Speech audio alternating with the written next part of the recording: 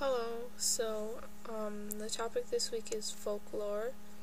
So, some sort of traditional American stories are,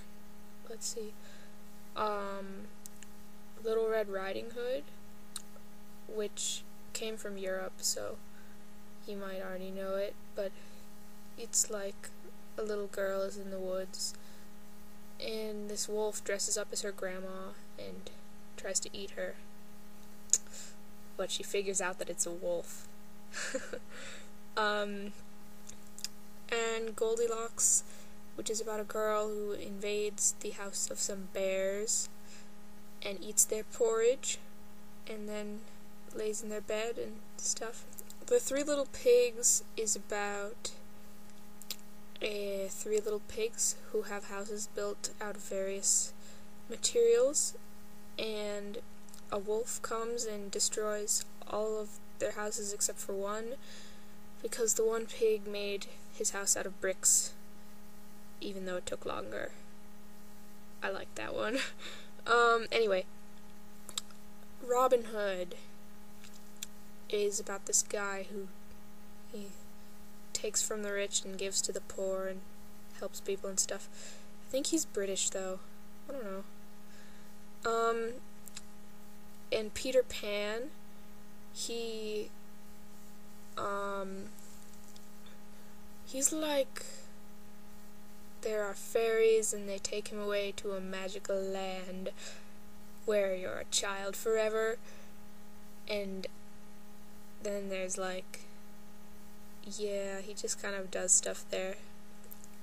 Anyway, and then of course we have Cinderella and Snow White, which I know they have in a lot of European countries.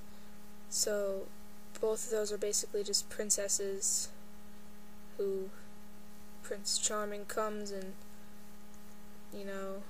well, they're not princesses. They become princesses because Prince Charming comes and, marries them. Yeah. Those two are pretty similar. And then, like Katie said, we also have a lot of, historical stuff. I think Katie did a good job of pointing out the whole Betsy Ross and Paul Revere thing, because in America, when you're in elementary school, they spend a lot of time kind of on patriotic American Revolution type stuff. You learn a lot about Paul Revere and Ben Franklin, Thomas Jefferson, George Washington, and and Johnny Appleseed too, and Paul Bunyan, but yeah. Another one that I thought I should mention is, this goes along with the whole American Revolution thing, because it was around the same time. John Smith, he was a real guy who came to the Jamestown colony, which is in Virginia, but his story has been really fictionalized.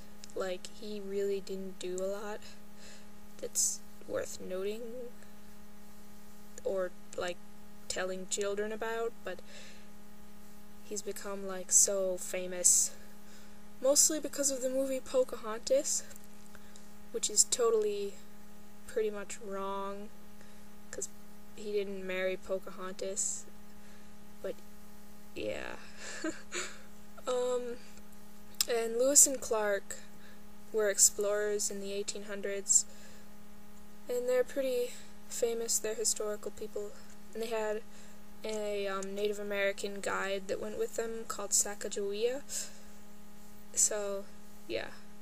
They explored the Louisiana Purchase, and they went all the way to the Pacific Ocean in their exploration, and yeah. So the last thing I want to mention is something that I totally didn't think about until I watched Katie's video, is the whole, mythological monsters thing, because where I live we have our own lake monster thing,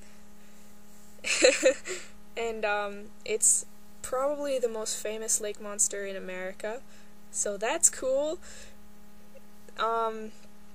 It's called Champy.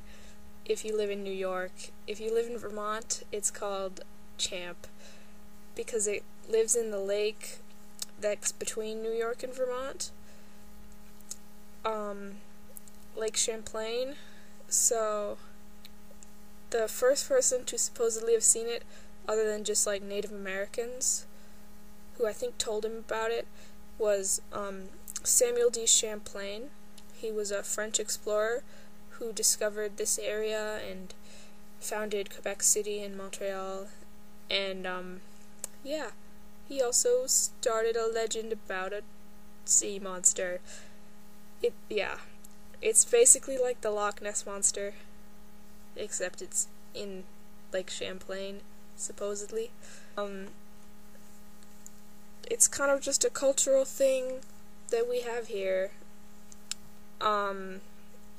Like, for example, the baseball team that plays in the minor league that's for Vermont, because Vermont doesn't have cities, they just have Vermont, is the Lake Monsters, and their mascot is Champ. But yeah, and there are lots of like stores and touristy things here that revolve around Champy. It's really interesting and weird.